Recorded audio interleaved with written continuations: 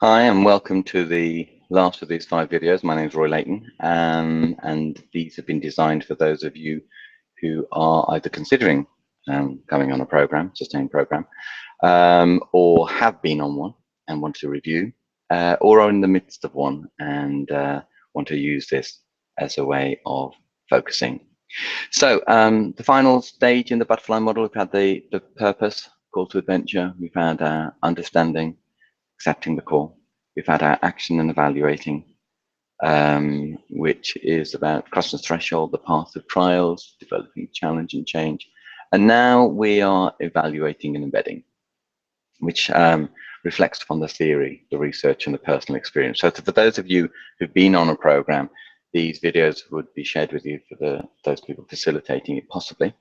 If we're not there, just to reflect upon the questions that you asked at the beginning of the sessions, how you've done, how they've gone, what worked, what didn't, what next. Again, it's the same process we introduced you at the first session, but it's now looking at where you've been on the journey. And the time, 3 months, 101 days, would have passed very quickly. Hence, setting up an infrastructure for you to communicate, to collaborate, to monitor your own development. So I hope this will help you reflect upon your journey. The book that we've used is 101 Days, written by myself and Emma Kilby and Christina Bill. And you would have now completed that if you're on the program, made notes, and I would suggest you go right back to the beginning, see what notes you made at the beginning, see what your vision was at the beginning, and this is a form of self-assessment. So when we work, it's wrapped around these 101 days. We looked at Makaguchi in the last session and said that he was influenced heavily by John Dewey.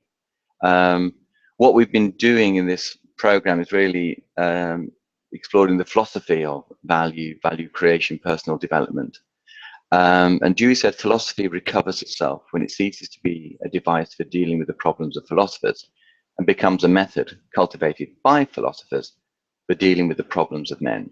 So at the heart of the butterfly model is the concept of value creation, and this has to be practical. It has to have evidence. You have to see the outcomes of this. If it's merely just an interesting philosophical exploration, then it doesn't really serve the world. It may satisfy the individual, an individual's need for reflection, but it won't really have an impact upon the wider world of self or others or the environment. So the evidence of impact, I said at the beginning, this is based upon the concept of Ichiden Sanzen and the 10 factors that you can explore, and we would explore, would be the appearance. I'm not going to go into any great detail, but you can see the impact of what you're doing, something based upon the physical identity, your features. Particularly, this is related to the individual, obviously. So you might find yourself, for those of you who are using this to look at your own well-being, may have done more exercise, maybe just feeling more confident, and that will reflect in your outward nature and your internal one, your personality, your temperament, and the entity is a combination of what you see and what you don't see. You may also find yourself being reactivated, re-energized, and I know that some of you who've been on the programs find them helping you have a new lease of life and going in a new direction. Not necessarily the direction you anticipated when you first came on the program, but reconnecting with your core purpose can acknowledge and begin to ignite the potential energy to actually do something. So if you haven't, for example, done anything since our launch, then nothing will change. You won't be able to assess this. So what did you actually do? What did you influence in terms of yourself and others when you took action? These are the questions you should be asking. And also, what about this is called the internal cause, the possibilities inherent in our life and habits and tendencies we have created over time? Have you let your internal cause, your internal mindset stop you from acting upon the thoughts and the gut reaction in some cases of wanting to actually do something. So the spark that we had at the beginning, the revelation of the possibilities, did you do anything with that? And how did you disrupt? How did you engage with others? How did other people respond to you? How did other people react to any changes you were making, either in the classroom, if it's a class experience, or at home, or in work? So in terms of seeing the impact on something, it's actually that we can see the impact in terms of relationships with ourselves, others. And I hope you can now see that all the things that we've been exploring throughout this journey, whether or not it's been an intense few days process or the 101 days, now becomes to make sense, I would imagine. I hope at least. And also the latent effect is a result produced simultaneously in the depths of our lives by this interaction. Now, the thing that once you start engaging with others in the world, you've already created a change. This is a cause and effect element. And it may not become manifest. So, for example, your disruption within your office, for example, setting up a Moodle whereby people can communicate and clarify what they're doing, that was the external cause. Whether or not the people use it will determine whether or not you can see the impact of it. So you can, if you do not create something, if you don't take action, you won't get the effect that you want. If you are theoretical about taking action, then you'll get a theoretical effect. You won't actually see any real change. You've got to do something to actually create an outcome.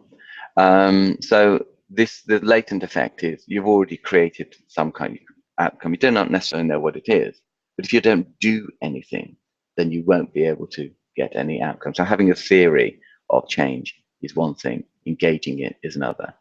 And then finally, the manifest effect. You know, over time, the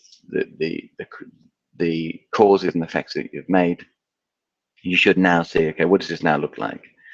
So in terms of your review session, what has been the visible external result that you've seen in terms of your work, in terms of the processes? And the final part of it, the consistency, that all of these elements are dependent upon each other. You can't get manifest effect without impacting and disrupting all of these. So that's the 10 factors. So what I'd like to do now is to quickly review the whole program when we first, and how it links into Graves' levels of human existence theory and how it links into the process of change. So we looked at leadership on our first session. We explored the value of courage.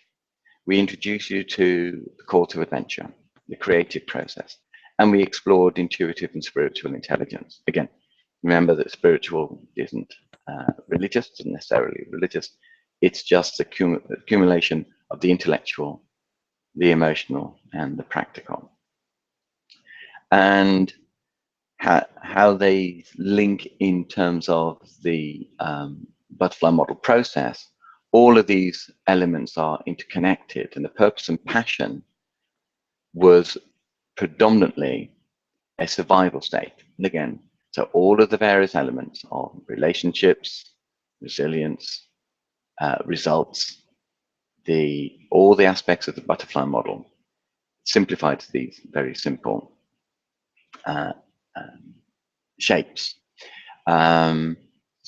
Through the lens of survival, the first stage of levels of human existence is going to look different. And so that's why we started with, why are you on the course? What are you doing? And then we moved into tribal. Okay, exploring personal relationship. You can't, each of these are going to be filtered through the different drive of self and others and a different level of complexity, but they're all present. And again, the 3 realms, the 10 worlds, the 10 factors are all manifested in each moment. So that's what we explored at the first part of our session with you. We looked at why we're doing it, how you guys are going to work together.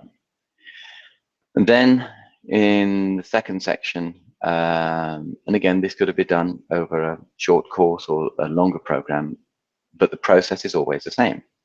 And the repetition of the key elements of values, creative process, and educational outcomes are always the same. So when we're focusing now on behavior, we're looking at compassion. We're looking at acceptance of the call, the second stage of the hero's journey. And we're looking at the emotional creative intelligence. And again, each of these dynamic moments, each and in this single moment, is going to look differently through the lens of the self and the lens of order or others. So as we mature and as we progress, both in our individuals, as individuals and as organizations, these processes never change. If you are healthy, if you remember, if you're healthy and open, then you can get the best from each of these drives. If they become excessive, people become protective of themselves or the way they do things, they can also move into destructive. So the complexity of this is the individual, the relationships that you're forming, the values that you hold, and how you express them are going to change based upon each stage of the process. So it's very important for us to understand your role, responsibilities, and reward, and then we come up with a shared plan. And then the next stage is looking at learning. So the learning process is the value of learning, creative process. The value is energy or life force. It's also known as the ability to actually go and do something, to actually go and put something on the website, to have a conversation with someone, but take the theory to act upon your intentions. And this is where most organizations and most programs fail, if I'm honest, because we can have an interesting launch, an exciting realization of what needs to be done, but the tenacity and the tedium of daily actions is not for the faint-hearted. It requires practical action. And there are many excuses of why we don't do it. And they will be down to our drives. We say, oh, this is how we always do things here, or we can't change that. And so just checking in when you review this, has your own mindset been fixed from the word go? Has it been fixed in terms of the opportunity of doing new things, just because they're a little bit too challenging, too enterprising? Have you been willing to fail? Have you been willing to try new things? What did you try? How did it work? Or is your culture in your school or organization so fixed you can't fail? You're not allowed to be innovative. And then how well did you share? Again, and this could be regular meetings, it could be buddy systems, it could be a Moodle, it could be a community site, it could be many things. But the community aspect of it is where we shift. And this is when the program really comes to life, when we move into a more self-organizing state. But you cannot get a self-organizing community if you haven't embedded the other elements of survival, tribal, self, order, and enterprise. So finally, the outcomes. The values, the creative process, and the educational outcomes. The value is wisdom. What we're actually seeking to do as a values-based, as a wisdom-based education system, is being able to solve problems. Solve problems because that's what society will require us and children as they become adults to do. So we're seeking a wisdom-based education system and to be able to see the reality of what worked, what didn't, what next, honestly, and seek to move to our next stage of challenge. So seeing what worked, seeing what didn't requires strong analytical critical thinking and not a closed defensive mindset. So we evaluate them in terms of our rational, critical, analytical, interconnected mindset. And we would also look at the interdependent, not just the systems, but also the impact upon ourselves, the wider world over time. And once we've explored that, okay, where are we going now? Actually, this brings us right back to the first stage of saying, okay, now that we can see what worked, what didn't, what next, what systems, what costs, all of that thing, where do we go now? And do we make it a bigger challenge? And if we're evolving, we do. So that's as far as we would go. We don't move into in terms of the coral and the upper layer of the 10 worlds. Those are more complex and to explore here. But in terms of the process, we can manage survival, tribal, self, order, enterprise, community, interconnected and interdependent. So we end our journey with where we started. What worked for you? What worked for you over this period of time? Was it the technology? Was it the transition? Was it the teaching? What was it that you want to keep? Was it the intellectual? Was it the emotional? Was it the practical? What worked? Was it spiritual? What do you need to develop now? What do you need to start to embed? Things that have begun to become emerging and need just to be given some more time and effort. And then finally, what do you need to let go of? And some people, and this is not uncommon, that will need to let go of what they need to let go of at the beginning. The call to adventure that they didn't actually take. Now doing this as a group, the benefit for doing this as a group is for those people who have actually engaged, have a look around your organization and actually say, which are the people that actually engaged in this? And you'll find that they're the people who have had if it's in schools, they've had an impact on children. You can see an improvement in behavior and outcomes if they were allowed to. And if it's in organizations, better relationships, better productivity, if they've been allowed to. And if they haven't been allowed to, then these people who get the reality of the butterfly model have gone, or they are looking for another job. Because when you're exposed to reality, because the butterfly model, Ichinen Sanzen, is just reality, and you see that reality is something that you want to be part of, and the organization or the individuals of which you are part are not engaging at that level of reality, then the courageous, the heroes amongst us, will go. So that's how you can assess the impact of the program. You can assess it whether or not the people you've improved, you've engaged, you've put into practice the elements. If you have, you'll see improvements. You'll see improvements not because I say so, you'll see an improvement because it's a basic science. And this is what the science looks like. Each of these boxes is an element of the whole. Each of these represents the self, others, and environment, the 3 realms, the 10 levels of leadership or the 10 worlds, and the 10 factors. And over this period of time, we have sought to engage in a variety of means, the exploration of each of these boxes, each of these elements. Which ones did you do? So if you're doing this as a group, I'd ask you to pause this now and just have time to reflect on which one of these elements did you engage with, which ones didn't you, to what degree. And then that will highlight why things worked, why they worked a little bit, and how they can work better in the future. So what worked well and what could work better next time. So once you've done that, then go back to the drawing board and do the keep, develop, let go. So I hope you've enjoyed these videos. Please feel free to use them and return to them. But I will finish with the quote that we started at the beginning of our programs, is a quote from T.S. Eliot. We shall not cease from exploration, and the end of our exploring will be to arrive at the place we started and to know it for the first time.